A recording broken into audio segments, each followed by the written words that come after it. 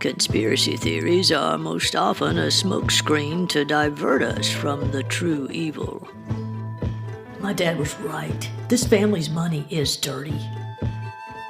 Imagination is far more fascinating than reality. Welcome to Working for Uncle Henry, the podcast. I'm the series author and your host, Angela Mullins. Chapter 5. Family meals were the norm at the Archer home. Even Jennifer awakened early enough most days for breakfast. Henry didn't allow cell phones at the table during meals. The newspaper was, however. The New York Times was delivered to the house each day, and Gerard routinely brought it and the local paper to the table at breakfast. He separated out the classifieds and entertainment sections, handing the latter to Jennifer, the crossword to Edith, and the classifieds to Henry. He placed the other sections on the table next to Parker.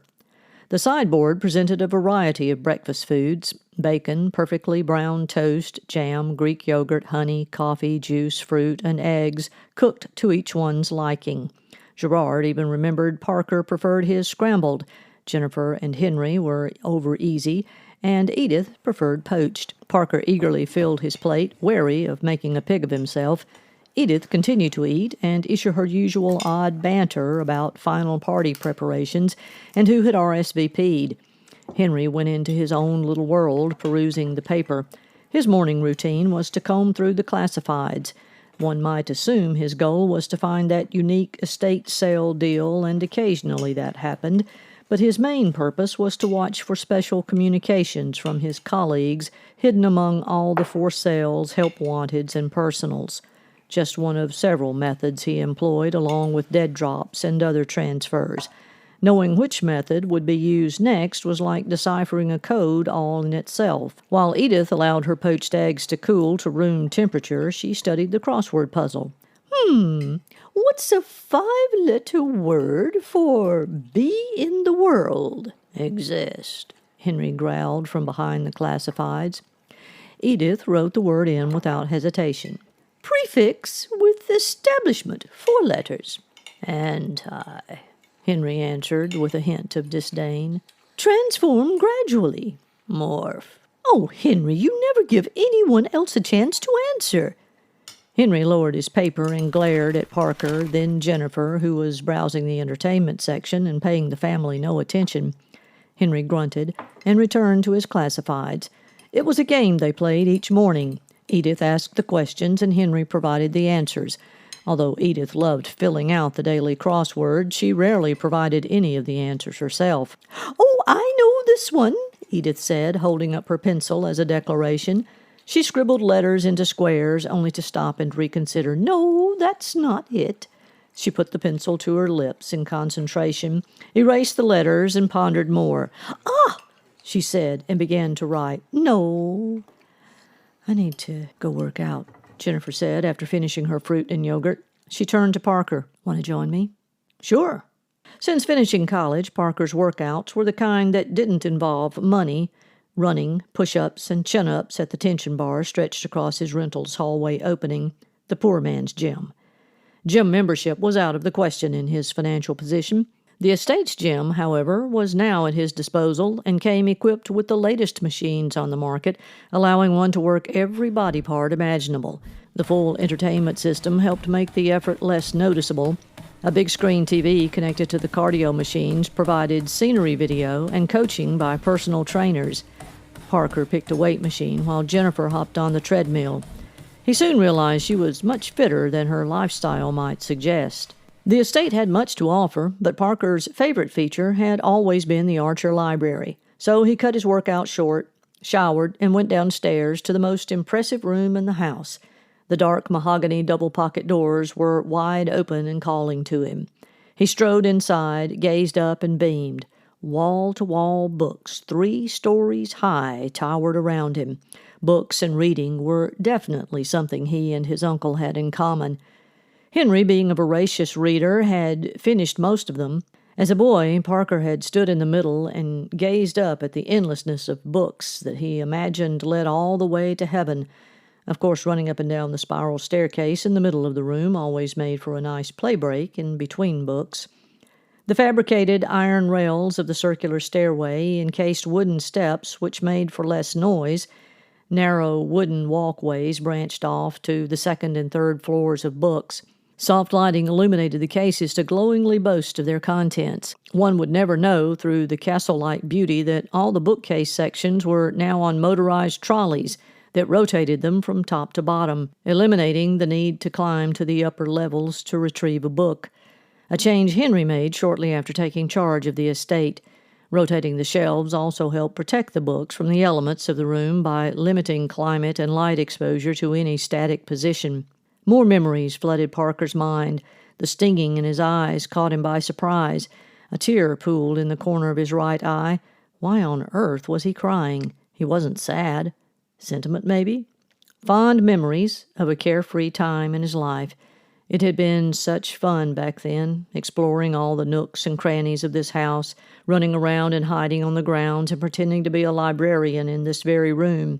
A child's life had no concerns or worries, or at least it shouldn't. That's how it's supposed to be. Problems and troubles are for adulthood, and the thought made him long to be a kid again. That explained the knot in his gut. Children can't wait to grow up and be free adults. But there's nothing free about adulthood. He saw that now. It's just another phase of life with a different set of requirements. Requirements he wasn't meeting right now. He needed to find something to be successful at and make a difference in some small part of the world. At least now he could catalog books for his uncle, but what happens after all the books are cataloged?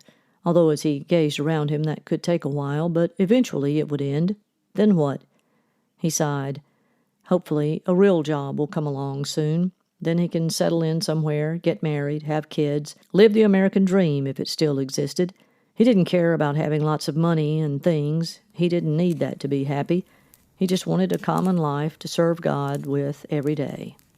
Parker wiped the tear now creeping down the crease of his nose and ventured to count the books looming over him, thousands of them all around him, and many worth far more than retail value. Among the vast quantities came a vast range of ideas and philosophies, Mein Kampf, UFOs, fact or fiction, a biography of Alan Turing, quantum physics, the history of the Bible, Tom Sawyer, etc. A full row of Bertrand Russell books with topics ranging from mathematics, philosophy, mysticism, and Christianity sat right above a row of C.S. Lewis, followed by all of Albert Einstein's works. Parker pulled out Dickens' Great Expectations, a classic he had never read. He plopped down on one of the Chesterfield sofas flanking the roaring fireplace and ventured to another world.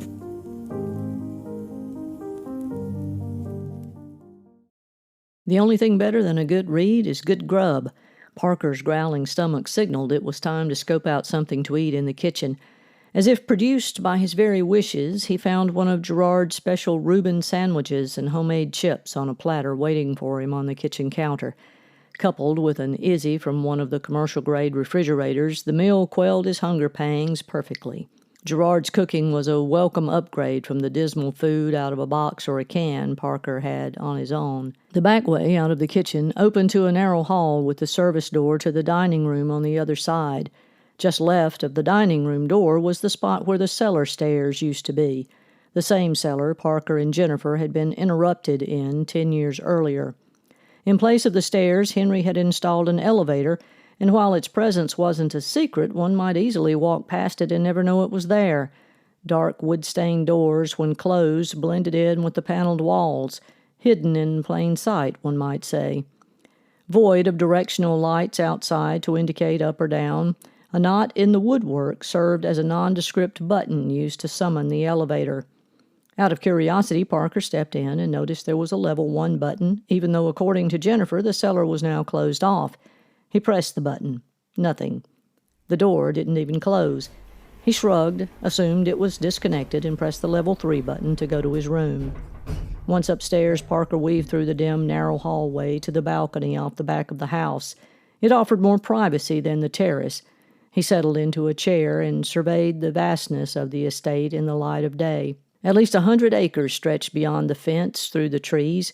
The morning chill had given in to a simply crisp afternoon. He breathed deeply and listened for God.